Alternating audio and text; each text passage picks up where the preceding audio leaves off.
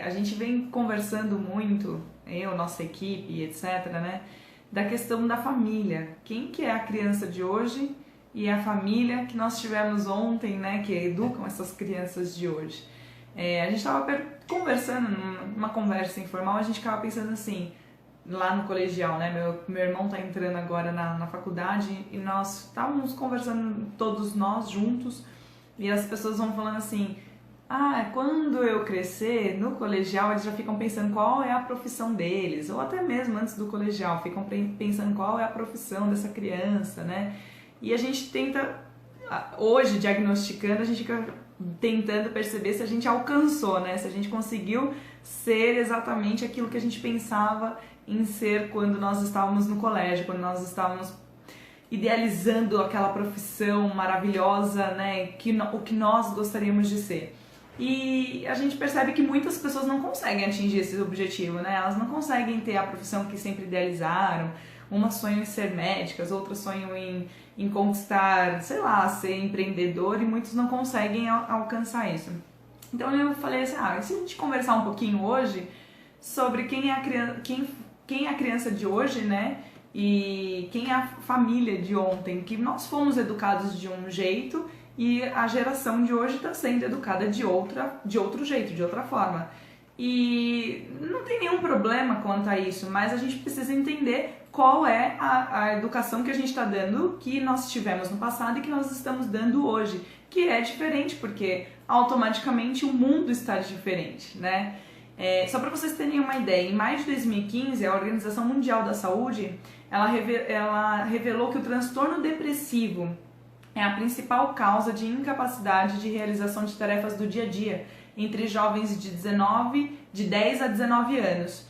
E no Brasil, estima-se que em torno de 3% da população entre 4 e 17 anos que sofrem de transtornos depressivos. Eu já venho falando isso, que o Augusto Cury também coloca que no futuro nós teremos a cada 2 pessoas uma sofrerá de transtornos depressivos, né? Ou psicológicos, psiquiátricos, enfim.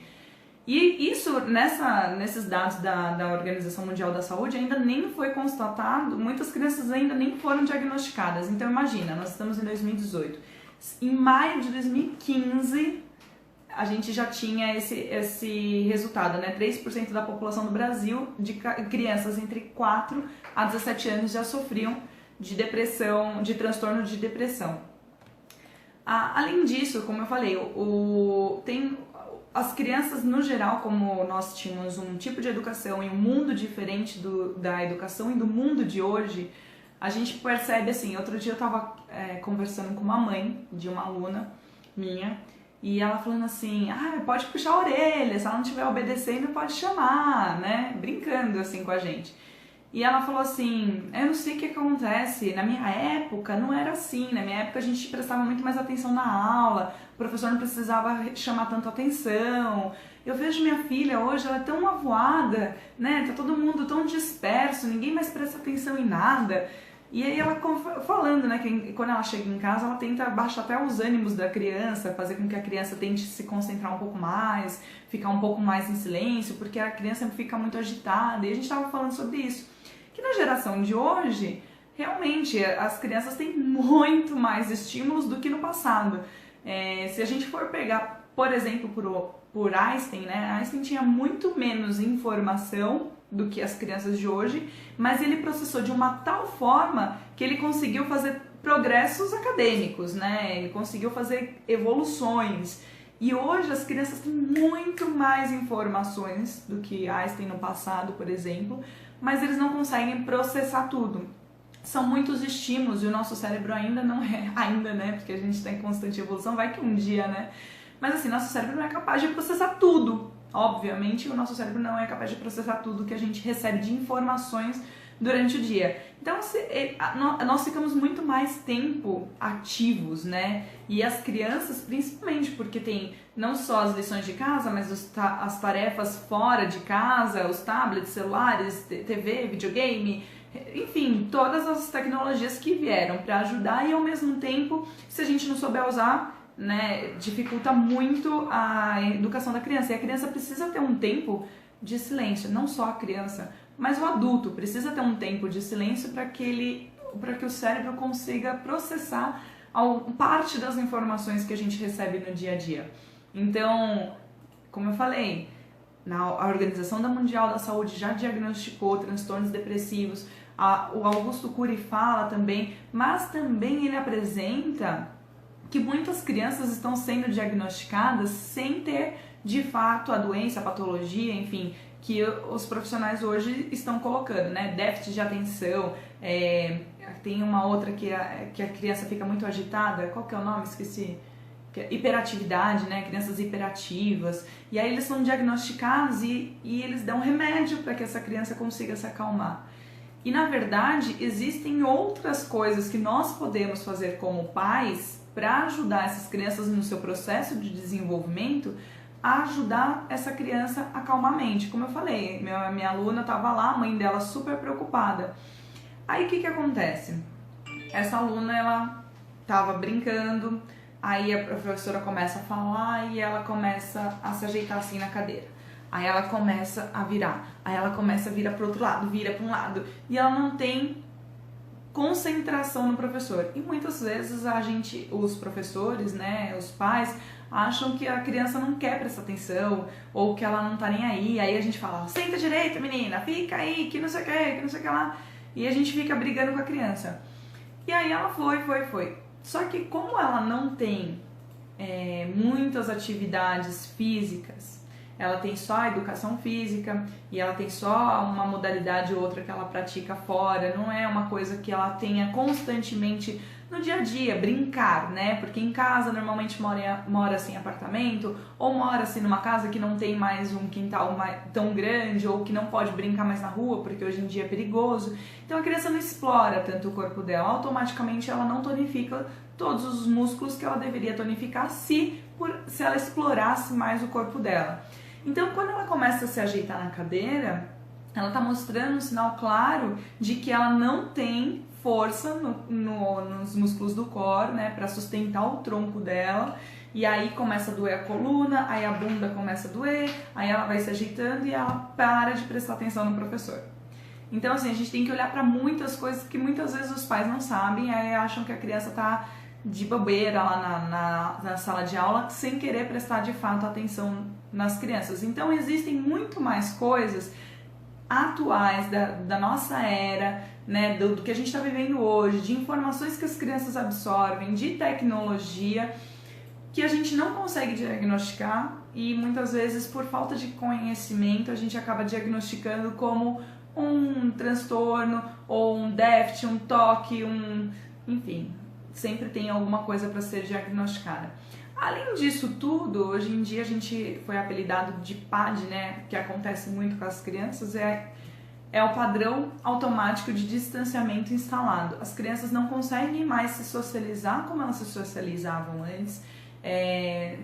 Você quer um exemplo? Quando chega uma visita na sua casa e a criança nem olha para a visita e continua no telefone, ela nem percebe que chegou outra pessoa, porque ela não tem a menor ideia de como conversar com essa pessoa, sabe assim? E isso vai acontecendo também na escola, né? A socialização, a gente vê isso, por exemplo, pelo Facebook. Nós temos milhões de amigos no Facebook, mas somos seres totalmente solitários, né? Basicamente solitários hoje, no mundo que nós estamos vivendo hoje. Hoje nós contamos com nossa mãe, nosso pai, nosso filho, né?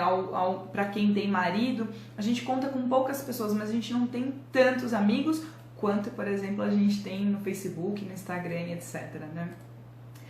Vamos lá, vamos contar um pouquinho quem é a família de hoje. Hoje mudou muito essa questão da família, né? De como é formada essa família. Muitas vezes é formada mãe com pai, pai com pai, mãe com mãe, meios irmãos de um lado, meios irmãos do outro, irmãos emprestados de outros relacionamentos, né? Pais que trabalham fora o dia todo, as crianças que ficam fora o dia todo, que não tem nenhum tempo de qualidade, não é nem tempo grande, mas não é nenhum tempo de qualidade com seus pais. Aí para ganhar tempo, enquanto você faz a janta, a mãe, né, enfim, se ela depende da rotina dela, ela permite os videogames, permite a TV, porque eu preciso que a criança fique quietinha enquanto eu consigo estender a roupa, fazer a janta e etc. Enfim, cada um com a sua rotina. Então tem essa questão do tempo também. para conseguir alguma coisa, né? Se você está precisando sair, se você precisa que a criança vá rápido, se você precisa negociar alguma coisa, você já coloca também tablets, celulares, os Pokémon Go, né? Enfim.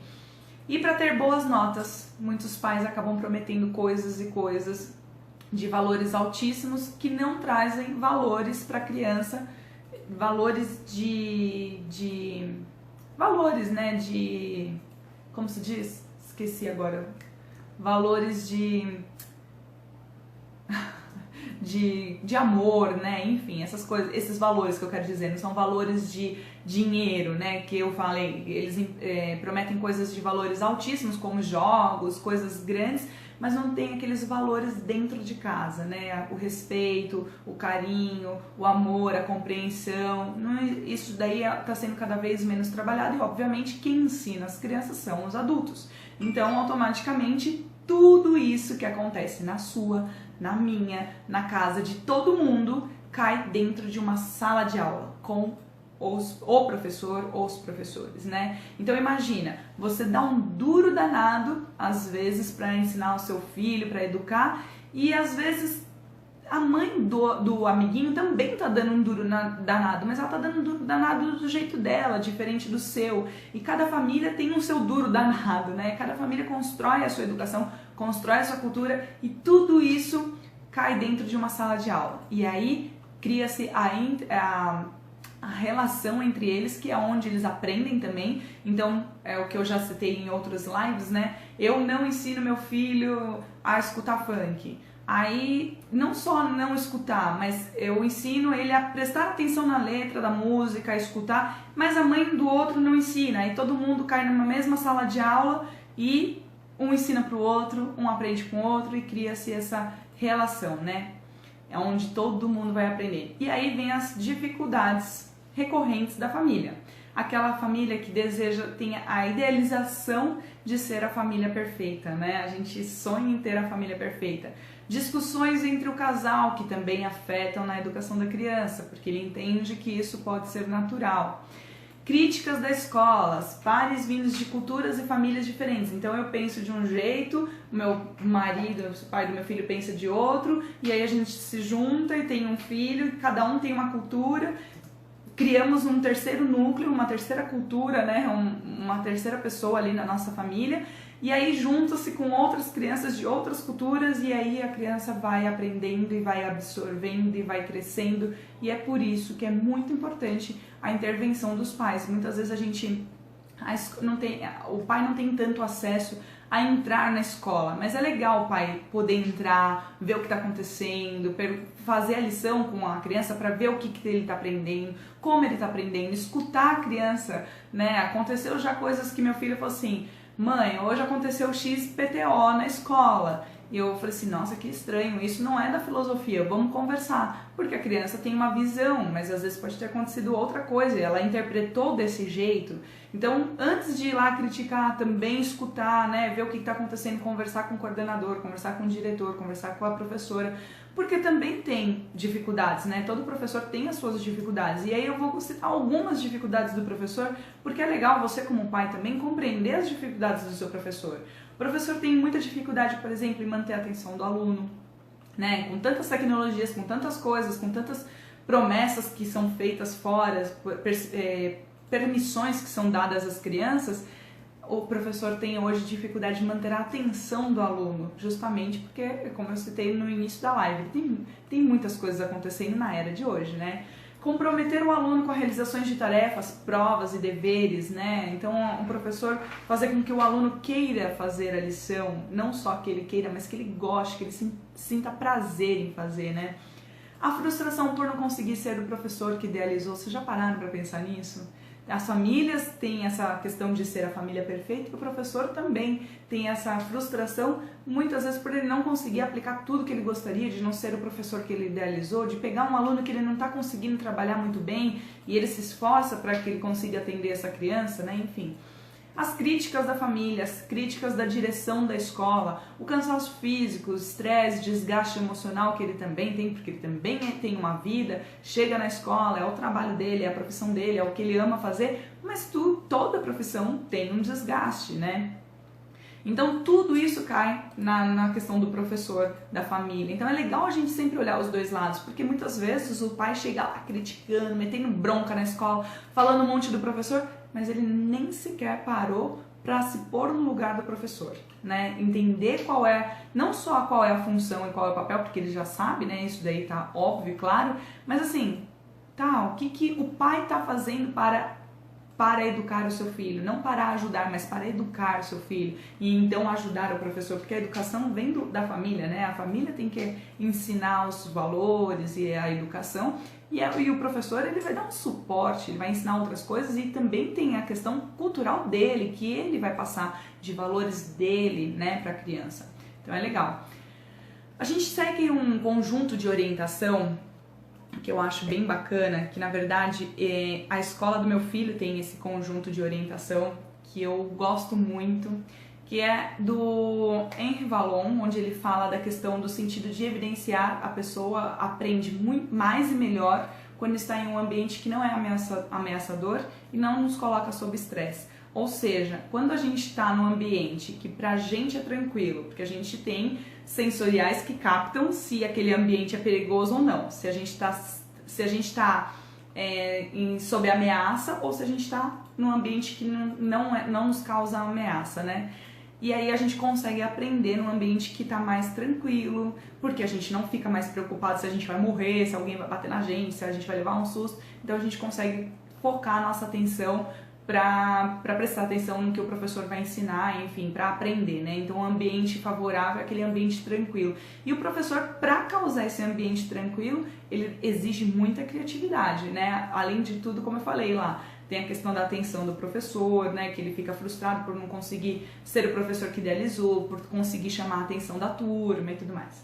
A segunda é de Vygotsky, quando ele fala assim, que demonstra a importância do coletivo para o desenvolvimento da linguagem e desta para a construção da consciência, tanto a qualidade quanto o conteúdo desta linguagem. Ou seja, a gente aprende mais, não só a falar, mas os conteúdos, a pensar, a nossa criatividade, tudo entra dentro de um coletivo, né? E o Vygotsky fala muito da importância desse coletivo.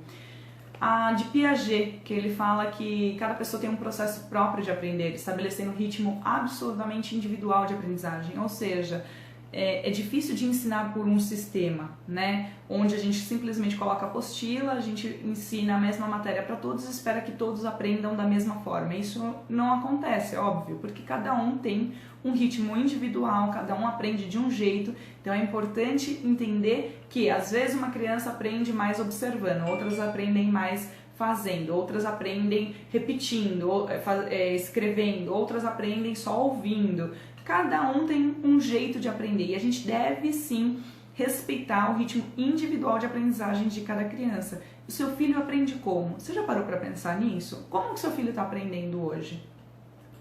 É importante a gente trabalhar. Bom, quem é você? A questão da criatividade, né? Que eu falei, quando a gente fica pensando, eu quero ser médico quando eu crescer, e aí chega no terceiro colegial, aquela medicina toda vai para água abaixo, ou não, às vezes você vai em busca do que você queria mesmo, mas muitas pessoas não conseguem, e essa questão da criatividade, Augusto Cury já fala, que nas escolas os adultos, né, tendem a podar essa parte da criatividade, né, do pensamento antidialético. E aí, o que acontece? Eu fico pensando assim, nós nascemos, eu outro dia estava até brincando falando sobre isso, eu falo que a criança nasce perfeita, né? Ela nasce criativa, ela nasce com instintos, ela nasce com uma pureza no coração, né? E o adulto, conforme ele cresce, ele vai podando a criança, né? Não é assim que funciona. Mas a gente esquece que nós fomos criança, né? E às vezes a gente fica tentando, quando a gente tem filho, quando a gente tem aluno, quando a gente vê uma criança com dificuldade, a gente fica tentando lembrar da nossa época lá atrás, o que acontecia com a gente, o que nós fazíamos lá atrás pra gente conseguir, então, talvez entender essa criança.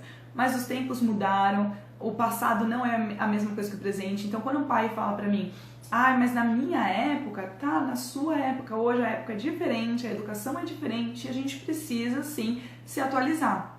Então, essa parte da criatividade, nós, como adultos, por não termos muitos adultos, né, na verdade pais, professores, por não terem tanto conhecimento, acaba podando a criatividade do aluno.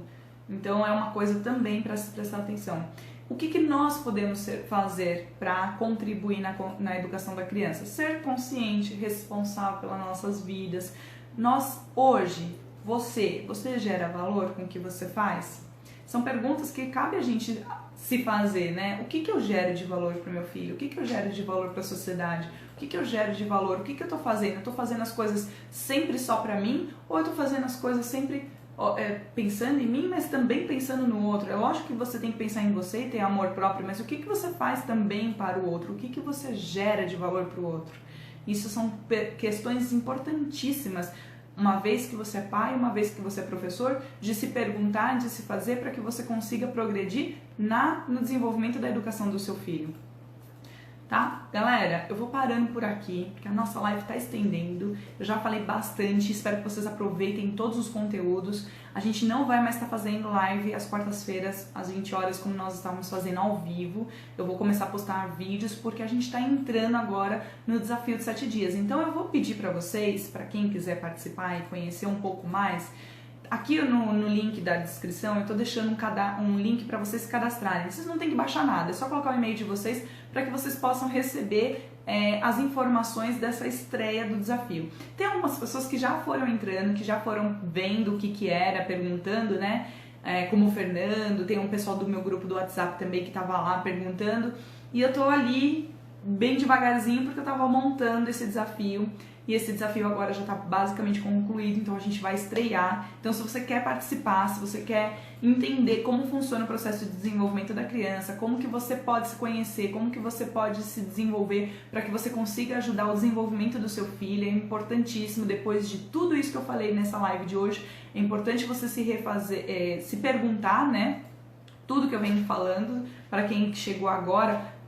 Na hora que eu terminar aqui, acessa a live lá, assiste a live completa para ver essas perguntas, fazer essa reflexão e ver a importância de você se conhecer os seus valores, conhecer quem é você na era de hoje e que você não é a mesma pessoa que você era no passado e que seu filho não vai ser a mesma criança que você foi um dia no passado, né? Então é importante isso. Se você quiser saber mais sobre o desafio de 7 dias, o desafio é totalmente gratuito, é só você se inscrever, é só clicar nesse link aí de cadastro que eu vou deixar nos comentários. Você coloca o seu e-mail para você receber as informações lá no seu e-mail sobre esse desafio, tá?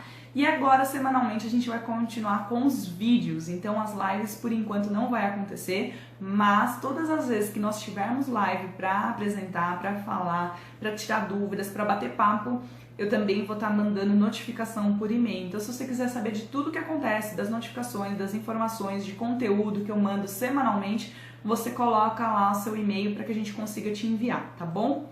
Eu espero que vocês tenham gostado, agradeço muito a presença de vocês aqui, vejo o pessoal aqui no Instagram entrando, mandando um monte de sinalzinho de aceno, né? E eu fico muito feliz com tudo isso que está acontecendo, fico muito feliz por vocês estarem aqui comigo. E eu espero vocês então, a Dani já colocou aqui o link para vocês colocarem seu e-mail. Coloque seu e-mail para você receber as notificações semanalmente, tá? E eu espero vocês lá no desafio de 7 dias, como eu falei, totalmente gratuito. Um beijo para todos vocês.